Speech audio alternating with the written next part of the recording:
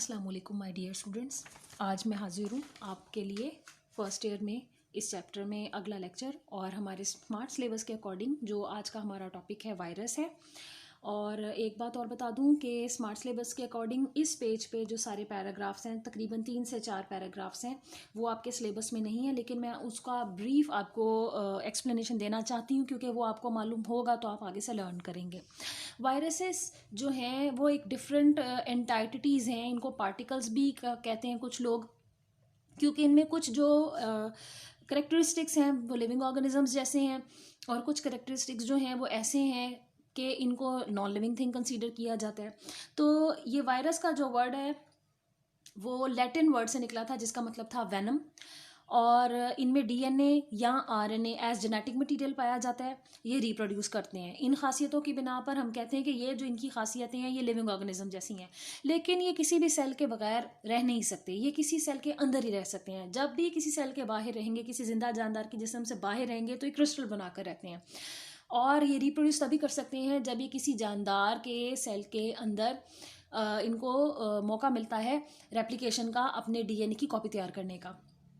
तो इन जो पैराग्राफ्स हैं उसमें मैं बता दूं कि जैसे जैसे माइक्रोस्कोप्स का इस्तेमाल बढ़ता चला गया, माइक्रोस्कोप्स बेहतर से बेहतर होती चली गई, तो हमें माइक्रोब्स के बारे में मालूम हुआ कि ये वो लिविंग ऑर्गेनिजम्स होते हैं जिन्हें हम आम आंख से नहीं देख सकते। इसमें अमीबा, पैरामीशियम, यूग्लिना हैं, और उसके बाद इससे भी छोटे ऑर्गेनिज्म जो है वो बैक्टीरिया हैं, और बैक्टीरिया तो प्रोकैरियोटिक इन नेचर हैं। लेकिन अगर हम वायरसेस की बात करें तो वायरस बैक्टीरिया से भी छोटे हैं। और एक और इम्पॉर्टेंट चीज़ कि बैक्टीरिया बहुत सारे ऐसे हैं जो हमारे लिए बेनिफिशियल भी हैं, यानी डिजीज़ कॉज नहीं भी करते, हमारी बॉडी में रहते हैं लेकिन डिजीज़ कॉज नहीं करते।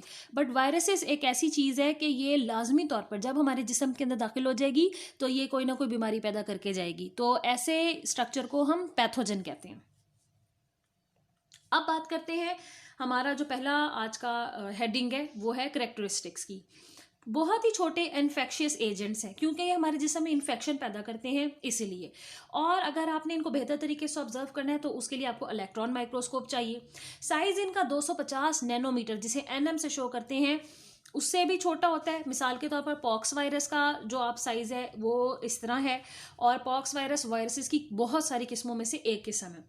इसके अलावा पैरवो वायरस जो है ये भी वायरसेस की एक किस्म है, इसका जो साइज है वो 20 नैनोमीटर है। तो हम अगर इसके साइजेस की रेंज देखें तो 250 नैनोमीटर हमारे पास बड़ा है और 20 नैनोमीटर हमारे पास छोटा है। इसका मतलब है कि हम जब बैक्टीरिया के बारे में पढ़ेंगे तो वहाँ उसका साइज भी देखेंगे, और उसके कंपैरिजन में हम यहाँ बात कर सकते हैं कि 10 से 1000 गुना जो है ये बैक्टीरिया से छोटे होते हैं। अच्छा, ये इतने छोटे होते हैं कि आम फिल्टर पेपर से ये आराम से पास कर जाते हैं, और बैक्टीरिया इसके मुकाबले में साइज में बड़े होते हैं तो फिल्टर पेपर से वो पास नहीं करते।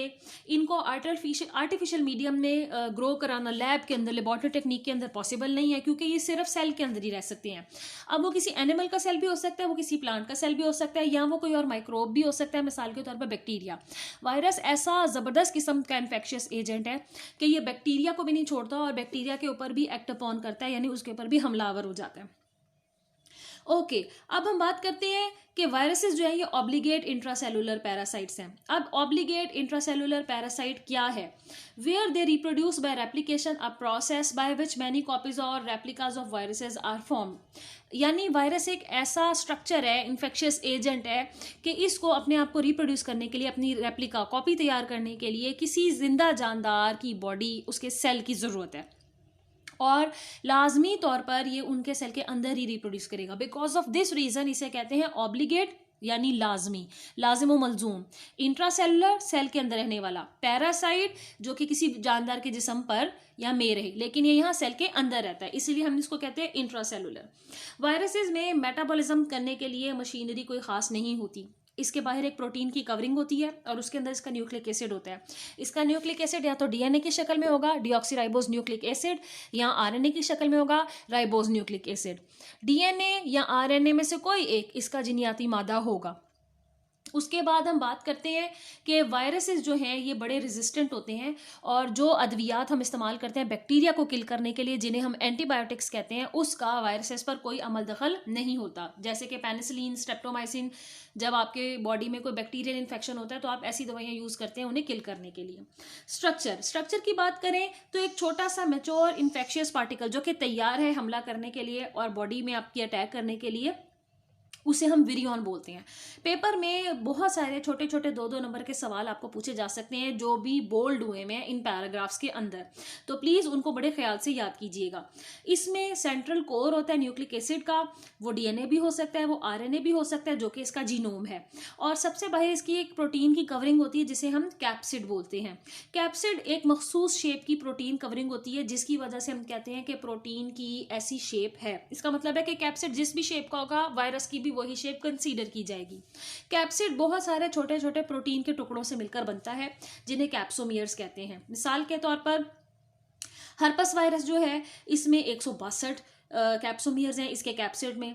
अडीनो वायरस जो है इसमें 252 कैप्सोमियर्स हैं इसके कैप्सिड में, और ये हमें आम नज़ला ज़ुकाम की जो कैफियत पैदा होती है ये वो कॉज करता है जिसे हम कॉमन कोल्ड कहते हैं। In some animals viruses nucleic acid and capsid is covered by another membrane derived from host cell the envelope. बाज़ दफ़ा ये जिस होस्ट की बॉडी के ऊपर अटैक करता है उसकी मेम्ब्रेन को अपनी सबसे बाहर जो है गुलाब की तरह चढ़ा लेता है। बिकॉज ऑफ दिस रीज़न हम कहते हैं कि ये इसका एनवेलप हो गया है। एनिमल और प्लांट वायरसेस जो हैं उनमें बहुत सारे ऐसे ऑर्गेनिजम्स हैं जिनमें वायरस अटैक करता है और बीमारियां पैदा करता है, और उनके अंदर अगर हम इसकी शेप को देखें तो कई सिरों पर मुश्तमिल इसका स्ट्रक्चर होता है जिसे हम पॉलीहेड्रॉन बोलते हैं, या ये स्प्रिंग के जैसा होता है जिसे हम हेलिकल बोलते हैं, या ये कॉम्प्लेक्स की फॉर्म में रहता है। अब कॉम्प्लेक्स की फॉर्म में क्या कैसे कि ये होस्ट के सेल के अंदर अटैक करेगा और उसकी जो कवरिंग है, उसकी जो मेम्ब्रेन है, उसको अपने बाहर गुलाफ की तरफ चढ़ा लेगा और हम उसे कहेंगे कि ये एनवेलप्ड है। वायरसेस तो बड़े इंपॉर्टेंट है। इसके साथ साथ आपको एक छोटी सी इन्फॉर्मेशन यहाँ आपकी बुक में दी गई है जो कि प्रेयॉन्स के बारे में है। प्रेयॉन्स सिर्फ प्रोटीन्स हैं और ये ऐसी प्रोटीन्स हैं जो कि इन्फेक्शन पैदा करती हैं। सबसे पहले इनके बारे में 1983 में डिस्कवर किया गया था, और इनकी जो नेचर है बड़ी कंट्रोवर्शियल है क्योंकि हमें इनके बारे में बहुत बेहतर तरीके से ज़्यादा मालूमात अभी तक के नॉलेज के मुताबिक ज़्यादा हासिल नहीं हो सकी है। ये भी अपने आप को रेप्लिकेट करती हैं, और ऑर्गेनिजम्स जिनमें हम देखते हैं कि डीएनए या आरएनए मौजूद होता है ये थोड़ी सी उनसे डिफरेंट है। ये मैड काउ इन्फेक्शन जो है वो कॉज करती हैं, और मैड काउ ये कैटल्स की फॉर्म है जो कि हम जिनका गोश्त हम खाते हैं उनको इस्तेमाल करते हैं, उनमें बीमारी पैदा करती हैं, और अगर इन्फेक्टेड गोश्त अगर हमने खा लिया है हम इंसानों ने तो ये इन्फेक्शन हम तक भी पहुंच सकता है। उसके बाद मैं बात कर रही हूँ बैक्टीरियोफेज की। बैक्टीरियोफेज वायरस की वो किस्म है जो कि बैक्टीरिया के ऊपर अटैक करती है, यानी ये इतना ख़तरनाक हो सकता है।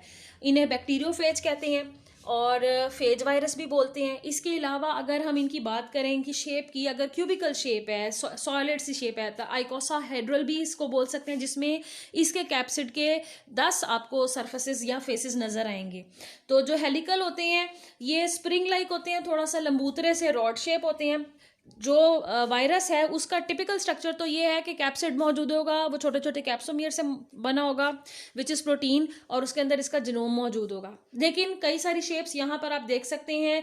वैक्सीनिया वायरस है, पैरामिक्सो वायरस है, मम्प्स कॉज करता है ये, हर्पेस वायरस है, फिर उसके बाद ऑर्फ वायरस है, टी इवन कॉलीफेज है, फिर इसके अलावा इन्फ्लुएंजा जो कॉज करता है, जो नज़ला ज़ुकाम पैदा करता है, ये वो वायरस है। ट्यूबुलो वायरस है, रॉड शेप सलाखनुमा है, और रैप्डो वायरस है। यहाँ से हम अंदाज़ा कर सकते हैं कि कई शेप्स पर मुश्तमिल होते हैं ये वायरसेस। अब हमने बात करनी है कि वायरस अपना लाइफ साइकिल कैसे जो है वो पूरा करता है, किस तरह से इसका साइकिल जो है वो कंप्लीट होता है, और इसमें क्या क्या स्टेजेस आती हैं। तो उसको मिसाल को हमने पढ़ने के लिए बैक्टीरियोफेज की मिसाल ली है। बैक्टीरियोफेज जैसे मैंने अभी आपको बताया था कि ये वो बैक्टीरियम होता है जो ये वो वायरस होता है जो बैक्टीरिया के ऊपर अटैक करता है। इसका स्ट्रक्चर देख लीजिए।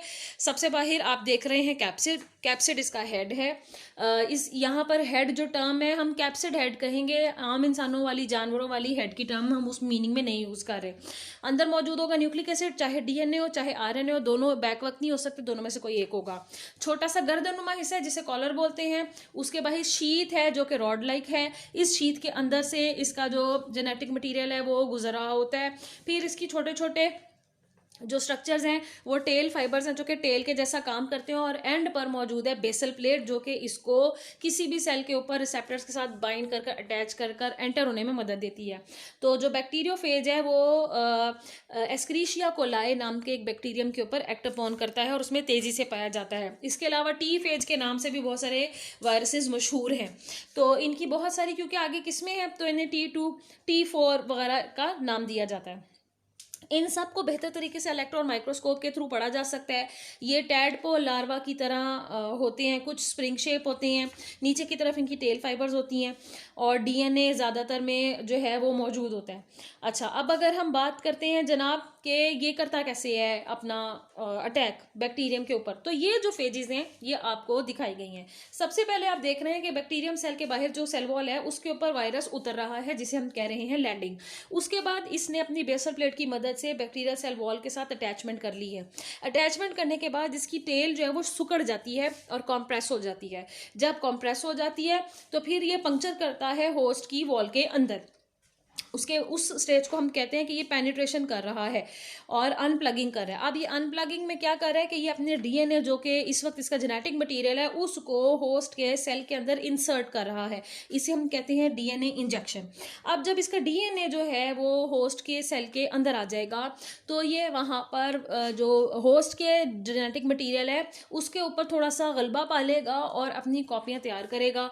उन कॉपीज़ के तैयार होने के नतीजे में जो डीएनए है उसकी रेप्लिकेशन हो जाएगी और फिर जा बचा बहुत सारे प्रोटीन कोड बनेंगे। ये सारे प्रोटीन कोड हर एक डीएनए मटेरियल के साथ असेंबल हो जाएंगे।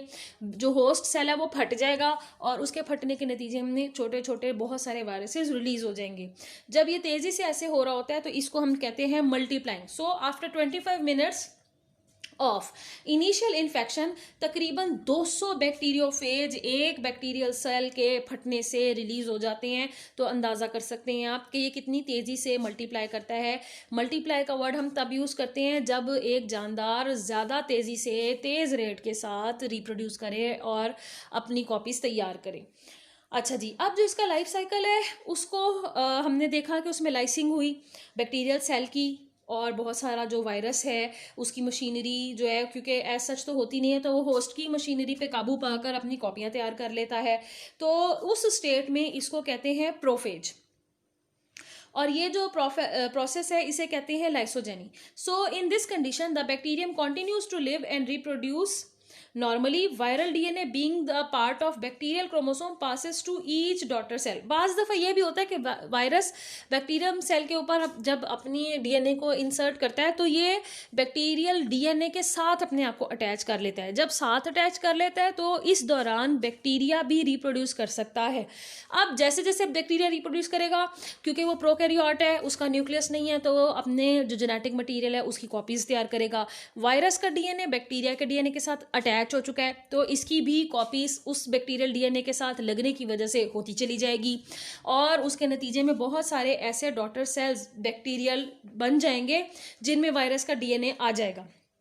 सो वो कहते हैं sometimes however the viral DNA gets detached from the host chromosome and lytic cycle starts. तो दोनों में थोड़ा सा फर्क है, एक लाइसोजेनी है और एक लिटिक साइकिल है। इनमें थोड़ा सा डिफरेंस है।